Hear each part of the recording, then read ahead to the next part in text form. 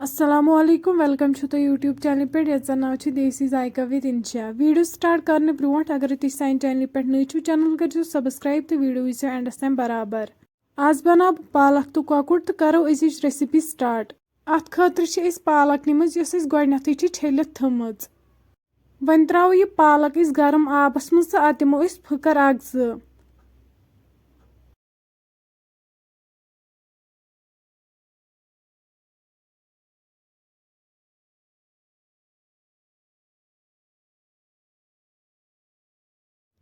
तुम हेको वुचित अत लज ग्रेक वन वालहुन गैस पे बोन वन सतन सर्द आब निमुत वन त्रोहन पालक अथ सर्द आबस मज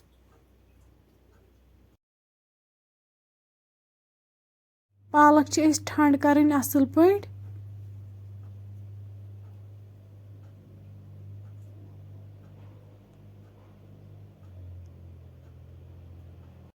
पालक ठंड गसित कड़ो अस सोरे आब नबर यह असल पे चड़न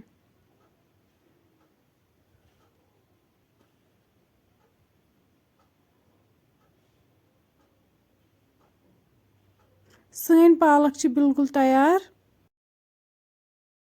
कढ़ाई मज न्यू आब अत मज त्रो लेदर चमचे नुन चमचे वन सतन कोकुड निमुत तो यह त्रो अथ मज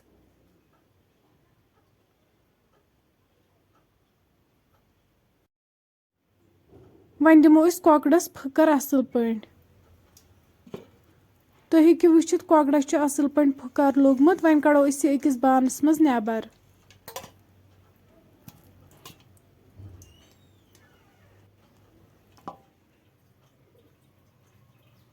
यपर थो गैसस पे कड़ाई तो अत मज त्रो सठा तेल तिकाज अत मज कोकुड फ्राई करुन तेल गर्म गसित त्रोवन अत मज यह कोकुड तो करहन असल पे फ्राई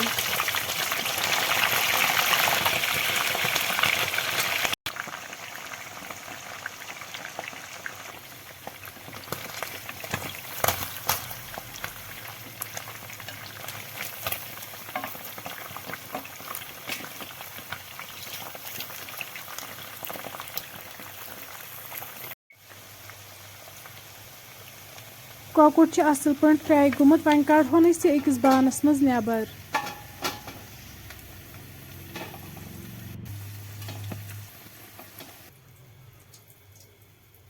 वन न्यू बान अत मज त्रो तिल चमचे तेल गर्म गसित त्रोवन अत मज गंड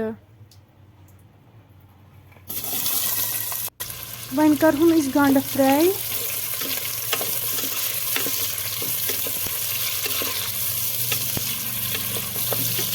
गंड हल्के फ्राई गसित त्रोवन अत मज गार्लिक पेस्ट चमचे यह असल पे फ्राई करुन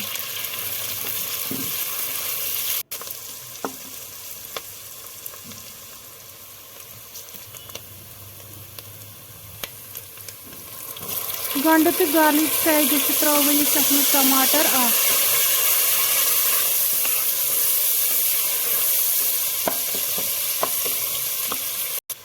त्रोवन ये नुन चमचे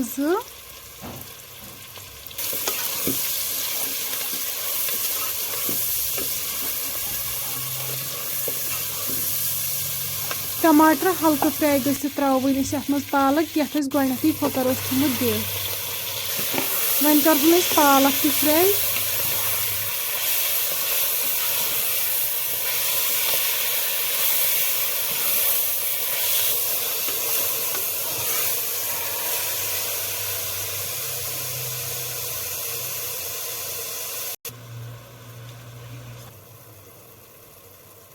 पालक फ्राई गसित त्रो लेदर चमचे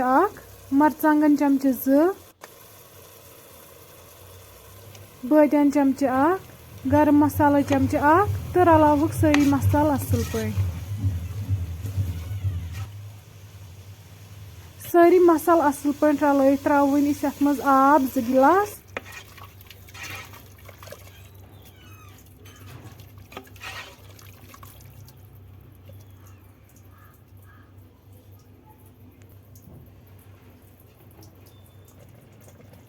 ग्रेख ये त्रो वन अत मज कोकुड़।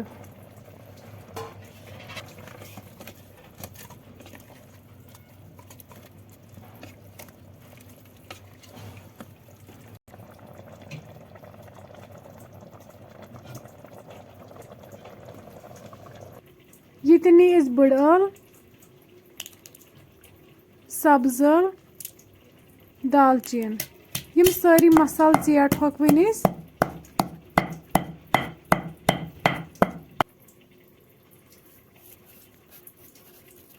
मसाल चीटित त्रो वन अस पालक तो कोकड़स सत। बी त्रो अस कह ताज़ दान वल।